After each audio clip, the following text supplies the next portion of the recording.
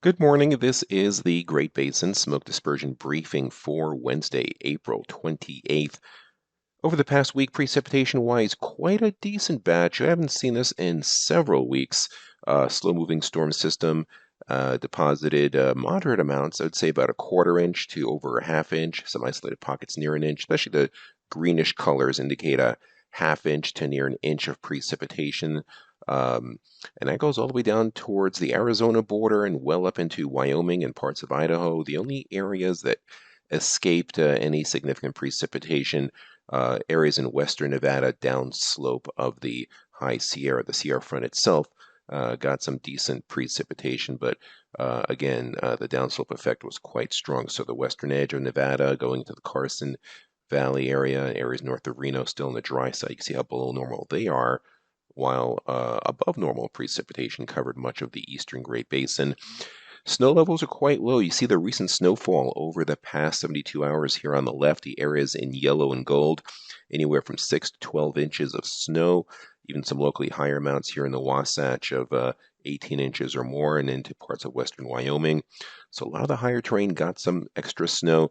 See that snowpack still quite deep up in the higher terrain above, I would say, maybe 6,000 feet up in Idaho and western Wyoming, still maybe 20 to 30 inches deep. Same in the Uintas and High Wasatch, and even here in the mountains of central and eastern Wyoming, Nevada, I should say, has a coating of about maybe several inches to up to a foot of snow. And some of that new snow extends all the way down pretty far south in the higher terrain outside of Cedar City and even into parts of the Arizona Strip.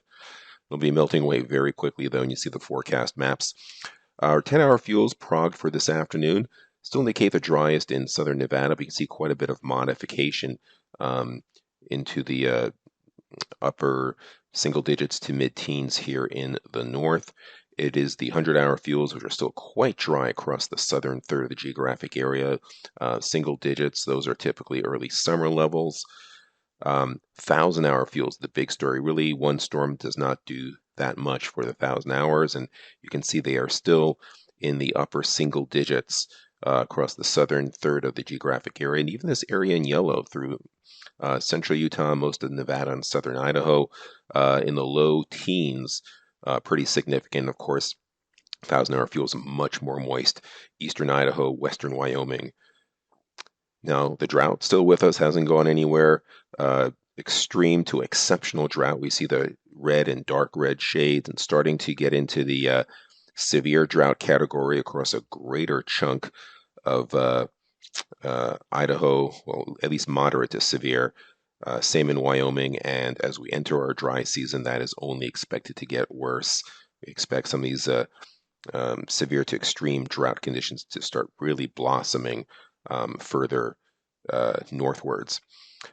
Now, in satellite imagery, we do have a change. Here's the deep storm system which provided that precipitation over the past several days, now shifting well down to the south, and that ridge of high pressure building in some northerly flow. This high pressure ridge will bring much warmer temperatures, bit of breezes coming out of the north over the next few days. So a look at the maps for this afternoon. There's a high pressure, the dry air mass in the tannish shades, the clouds and moisture in the green. So you see us starting our drying trend. Excellent overall dispersion. We see the white just about the entire area. Some pretty decent transport winds coming in from the north. You can see those areas in orange and purple. Those are gusts of 25 to 35. Excellent vertical mixing. Tomorrow the high settles in. We should start seeing winds diminish across at least the western half of the Great Basin. Under that high, not as great dispersion. We'll see some mixing height, some dispersion kind of becoming a little bit worse. We see the orange and red shades. Best overall the further east you get. Very light transport winds under that high.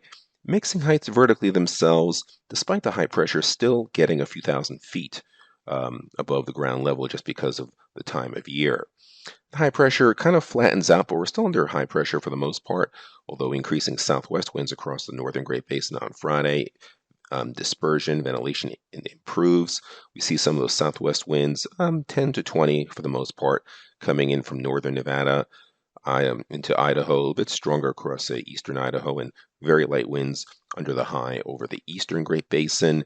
Mixing heights, again, really good once the sun heats up the ground.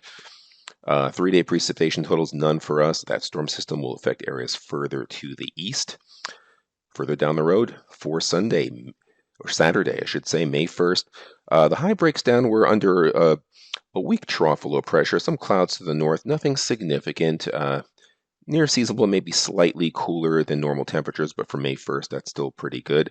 Excellent overall dispersion with that light to moderate westerly flow and good sunshine. Same story on Sunday. There'll be some moisture coming from that trough starting to develop across parts of Idaho and Wyoming and far northern portions of our Idaho zones. No upper level map for Monday. Ventilation dispersion still good. On Tuesday, high pressure slowly starts to build back in. We get drier air, west-northwest flow, and again, excellent overall dispersion in all locations. The precipitation totals, this will be Saturday through Monday evening, and just a few trace light amounts in the Uintas over the higher terrain of Utah and Idaho, but for the most part, staying dry.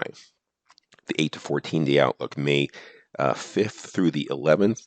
Above normal temperatures across the southern and eastern portion of the Great Basin, a little cooler than normal to the north.